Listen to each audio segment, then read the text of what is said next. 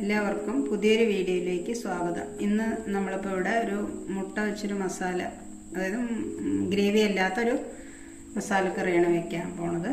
അതിനായിട്ട് നമ്മളിപ്പോൾ ഒരു ചീനച്ചട്ടി അടുപ്പ് വെച്ചിട്ടുണ്ട്. അതിലേക്ക് ഒരു കുറച്ച് വെളിച്ചെണ്ണയാണ് ഒഴിച്ചു കൊടുക്കുന്നത്. 2 ടേബിൾ സ്പൂൺ ഒഴിച്ചു കൊടുത്തിട്ടുണ്ട് എണ്ണ ചൂടാവട്ടെ. എണ്ണ ചൂടായ ശേഷം നമുക്ക് ഒരു 2 സവാള നൈസായിട്ട്, വളരെ നൈസായിട്ട് കട്ട് ചെയ്തതാണ്, അതിട്ട് കൊടുക്കുന്നുണ്ട്.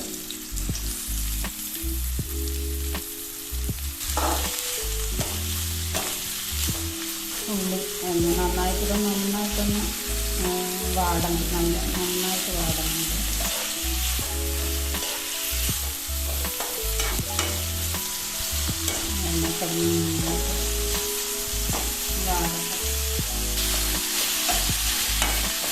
ഇത് വേഗം തന്നെ പെട്ടെന്ന് തന്നെ ഉണ്ടാക്കാൻ പറ്റിയ ഒരു ചോറിൻ്റെ കൂടെയൊക്കെ പെട്ടെന്ന് തന്നെ ഇത് എന്താ പറയുക, മുട്ട പുഴുങ്ങുന്ന സമയം കൊണ്ട് നമുക്ക് പെട്ടെന്ന് ഇതൊക്കെ വഴറ്റി കഴിഞ്ഞാൽ മുട്ട വേകാൻ വെച്ച ശേഷം വഴറ്റിയാൽ ഇത് പെട്ടെന്ന് ആക്കാൻ പറ്റിയൊരു കറിയാണത്.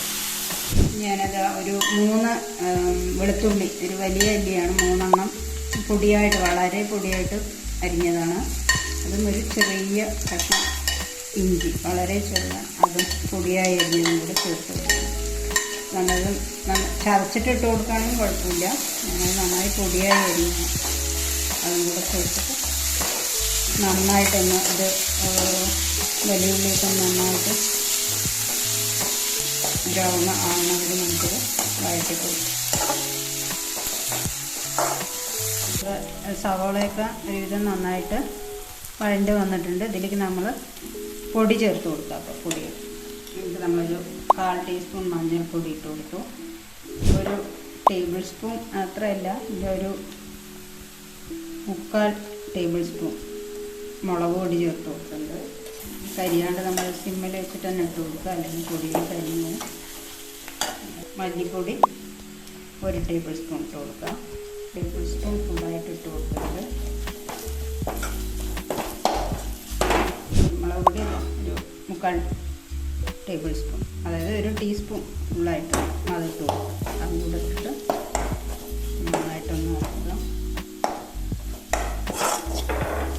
പൊടിൻ്റെ പച്ചമണമൊക്കെ ഒന്ന് പോയി കഴിഞ്ഞാൽ നമുക്കതിൽ ഒരു വലിയൊരു തക്കാളി എടുത്ത് കൊടുക്കുന്നുണ്ട്. പൊടിയായിട്ട് അരിഞ്ഞാണ്, നല്ല ചെറുതായിട്ട് അരിഞ്ഞാണ്, അതും കൂടി ഇട്ട് കൊടുക്കുന്നത്.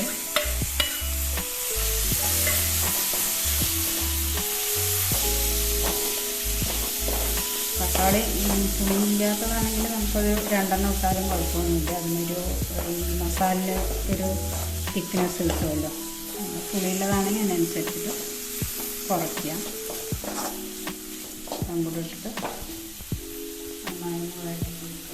ഗരം മസാല ഒരു 1/4 ടീസ്പൂൺ അത്ര ഇട്ട് കൊടുക്കുള്ളൂ. അതും കൂടെ ചേർത്ത് കൊടുക്കും.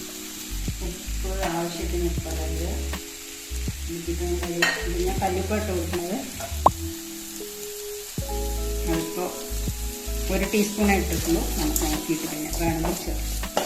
ഇപ്പം നമ്മൾ അധികം ഗ്രേവിയൊന്നും ഇല്ലല്ലോ, അപ്പോൾ അത്ര ഉപ്പിൻ്റെ ആവശ്യമില്ല. നന്നായിട്ട് ഈ തക്കാളിയൊക്കെ ഒന്ന് നന്നായിട്ട് വഴണ്ട് നല്ല ഉടയിട്ടെ, എന്നിട്ട് നമുക്ക് ചേർക്കാം. കുറച്ച് വെള്ളവും കൂടെ ഒഴിച്ചിട്ട് ഒരു 1/4 ഗ്ലാസ് വെള്ളമൊക്കെ ഒഴിച്ചിട്ട് വേവിക്കണം. തക്കാളി ഒടിഞ്ഞ ശേഷം തക്കാളിയൊക്കെ ഒരു നന്നായി വെന്തിട്ടൊക്കെ ഉണ്ട്. ഇതിൽ ഞാനൊരു 1/4 ഗ്ലാസ് അല്ല, അത്രയും വേണ്ട,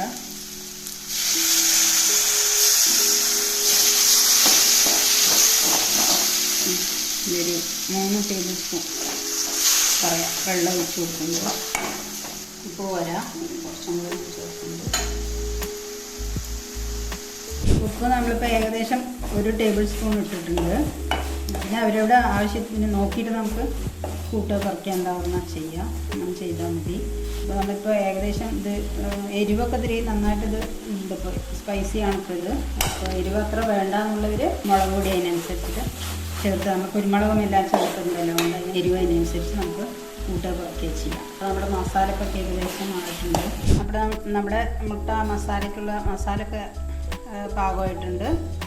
കുറച്ച് നല്ല എരിവൊക്കെ ഉള്ളതാണ്. ഇപ്പോൾ ഞാൻ പറഞ്ഞല്ലോ, വേണമെങ്കിൽ എരിവ് അത്ര വേണ്ട എന്നുള്ളവർക്ക് 1/2 ടേബിൾ സ്പൂൺ മുളക് പൊടി ചേർത്താലും മതി. ഇതിലേക്ക് നമ്മൾ കുരുമുളകൊക്കെ ഇട്ടതുകൊണ്ട് നല്ല എരിവൊക്കെ ഉണ്ട്. മസാലയൊക്കെ റെഡി ആയിട്ടുണ്ട്. ഇതിലേക്ക് കുറച്ച് മല്ലിയിലയും കൂടെ ആഡ് ചെയ്യുന്നുണ്ട്. 2 കറിവേപ്പില. മുട്ട നമുക്ക് വേണമെങ്കിൽ ഇതിലേക്ക് ഡയറക്റ്റായിട്ട് ഇട്ട് കൊടുക്കാം. പക്ഷെ നമ്മളത് പീസാക്കിയത് കൊണ്ട് ഞാൻ ഈ ബൗളിലേക്ക് വെക്കുന്നുണ്ട്. ഈ ബൗളിൽ വെച്ചിട്ട് ഞാൻ ഇതിൻ്റെ മേലെയാണ് മസാല ഇട്ട് കൊടുക്കുന്നത്. ഇതാണ് നമ്മൾ ഈ മുട്ട പീസാക്കി വെച്ചതിൻ്റെ മേലെ ഈ മസാല ഇട്ട് കൊടുക്കുന്നുണ്ട്.